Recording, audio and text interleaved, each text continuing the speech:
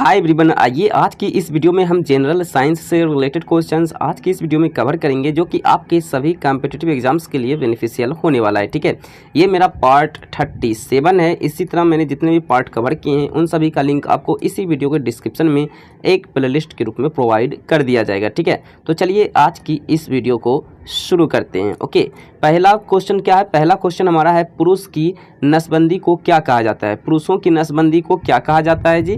तो पुरुषों की नसबंदी को कहा जाता है वेसेक्टोमी। ओके, वेसेक्टोमी कहा जाता है पुरुषों की नसबंदी को, और स्त्रियों की नसबंदी को कहा जाता है ट्यूबेक्टोमी। स्त्रियों की नसबंदी को ट्यूबेक्टोमी कहा जाता है और पुरुष की नसबंदियों को वेसेक्टोमी कहा जाता है। ठीक है, तो क्वेश्चन था हमारा, पुरुषों की नसबंदी को क्या कहा जाता है? तो ऑप्शन नंबर 1 करेक्ट आंसर हो जाएगा, वेसेक्टोमी। ठीक है, नेक्स्ट क्वेश्चन के चलते हैं।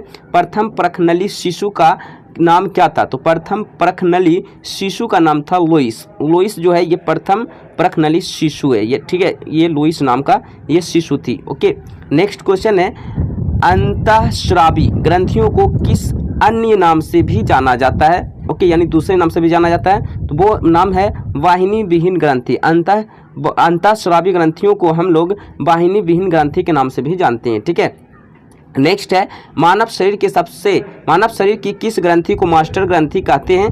तो पीयूष ग्रंथि, जिसे पिट्यूटरी ग्लैंड भी बोलते हैं। ठीक है, इंग्लिश में पिट्यूटरी ग्लैंड बोलते हैं। ओके, तो पीयूष ग्रंथि इसका करेक्ट आंसर हो जाएगा। पीयूष ग्रंथि को मास्टर ग्रंथि के नाम से जाना जाता है। ठीक है, मनुष्य के शरीर की सबसे छोटी ग्रंथि का क्या नाम है? तो मनुष्य की शरीर की सबसे छोटी ग्रंथि का नाम भी पिट्यूटरी ग्रंथि है, यानी पिट्यूटरी ग्लैंड है। ओके, यानी कि पीयूष ग्रंथि है। ठीक है, इसी को हिंदी में पीयूष ग्रंथि भी बोलते हैं। ठीक है, पीयूष ग्रंथि, जैसा कि पीछे आपने देखा क्वेश्चंस में। ठीक है, नेक्स्ट है, पिट्यूटरी ग्रंथि कहाँ स्थित होती है? तो ये ब्रेन में स्थित होती है, यानी दिमाग में। ठीक है, यानी कि मस्तिष्क में ये स्थित होती है। ठीक है, पिट्यूटरी ग्रंथि कहाँ स्थित होती है जी?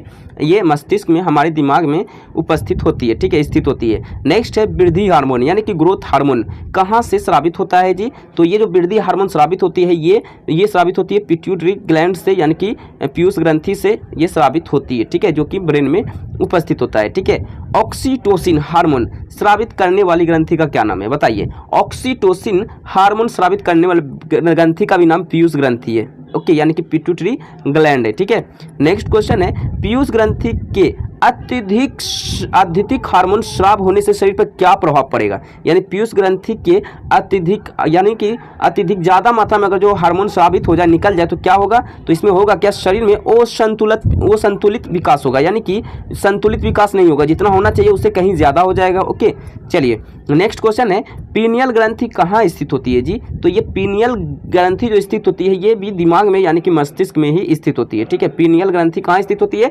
मस्तिष्क में, दिमाग में स्थित होती है। ठीक है, नेक्स्ट क्वेश्चन है, शरीर में सबसे बड़ी अंतःस्रावी ग्रंथि का क्या नाम है?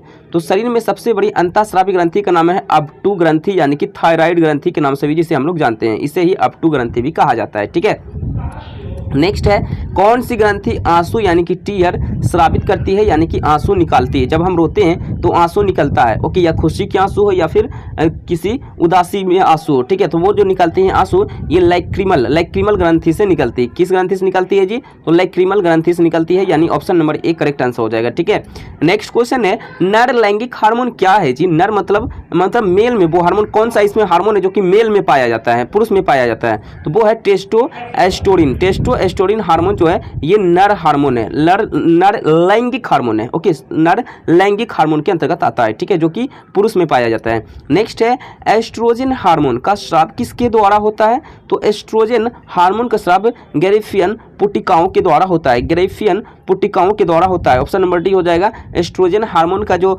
स्राव होता है, जो निकलता है, वो ग्रेफियन पुटिकाओं के द्वारा निकलता है, स्रावित होता है। ठीक है, नेक्स्ट है, मानव शरीर में रक्तचाप यानी कि ब्लड प्रेशर को कंट्रोल नियंत्रित कौन करता है जी? तो वो ग्रंथि का नाम है अधिवृक्क ग्रंथि। अधिवृक्क ग्रंथि इसे कंट्रोल करता है।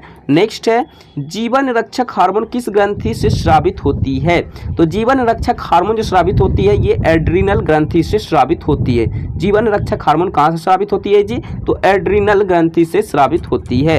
नेक्स्ट है, इंसुलिन की खोज किसने की थी? किस साइंटिस्ट ने की थी? तो इंसुलिन की खोज वेटिंग एवं वेस्ट 2 साइंटिस्ट ने किया था। ठीक है, नेक्स्ट क्वेश्चन है क्वेश्चन नंबर 18। मनुष्य के शरीर की सर्वाधिक शक्तिशाली पेशी क्या है, उनका नाम क्या है? तो तो वो है जबड़ा। जबड़ा जो है हमारे शरीर की सर्वाधिक शक्तिशाली पेशी कहलाता है, ठीक है। नेक्स्ट क्वेश्चन है, आंख के किस भाग पर, किस पार्ट पर वस्तु का प्रतिबिंब यानी कि इमेज बनता है? तो आंख के रेटिना पार्ट पर, आंख के रेटिना पार्ट पर, जिसे हिंदी में दृष्टि पटल भी बोलते हैं। तो ऑप्शंस में दृष्टि पटल दे दे तो आप इस पे टिक कर सकते हैं, ठीक है। रेटिना को ही दृष्टि पटल कहा जाता है, ठीक है।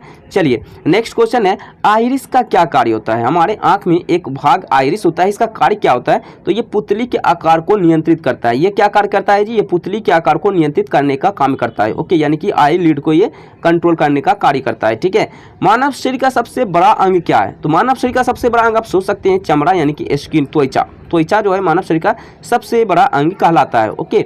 नेक्स्ट है, मानव त्वचा को रंग देने वाला वर्णक क्या है? आप लोग देखते होंगे कई लोग सांवले रंग के होते हैं, काले रंग के होते हैं, कई लोग ज़्यादा गोरे होते हैं, कई लोग मीडियम गोरे होते हैं। तो इसका कारण क्या होता है, किसके कारण होता है? तो ये मेलानिन के कारण होता है। मेलानिन नामक उसमें जो है एक वर्णक है, इसी के कारण जो है त्वचा का रंग डिपेंड करता है, निर्भर करता है, ठीक है।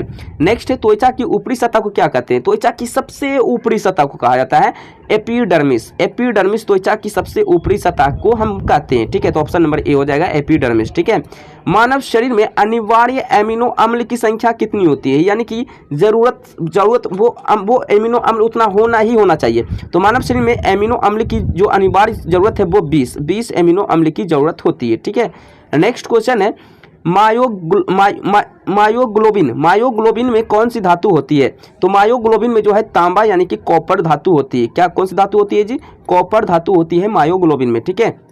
नेक्स्ट है, मानव शरीर का सामान्य तापमान टेम्परेचर कितना होता है जी? तो मानव शरीर का सामान्य तापमान जो टेम्परेचर होता है 37 डिग्री सेल्सियस लगभग में होता है, ठीक है। यानी कि 36.9 सेल्सियस ये लगभग में 37 माना जाएगा, ठीक है, ओके, क्योंकि 36.9 है मतलब कि 37 के आसपास है, ठीक है। नेक्स्ट क्वेश्चन है, मानव का मस्तिष्क लगभग कितने ग्राम का होता है? तो एवरेज इसका जो ग्राम होता है 1350 ग्राम का होता है, ओके, यानी कि 1 kg 350 ग्राम, इस तरह भी आप कह सकते हो, ठीक है। ऑप्शंस में इस टाइप के भी आपको ऑप्शंस दिए जा सकते हैं, ठीक है, याद रखिएगा। नेक्स्ट है, मानव रक्त यानी ब्लड में कोलेस्ट्रॉल का सामान्य स्तर क्या होता है? ओके, कोलेस्ट्रॉल ज़्यादा बढ़ जाने से आप लोग जानते हैं हार्ट अटैक हो सकता है, ठीक है।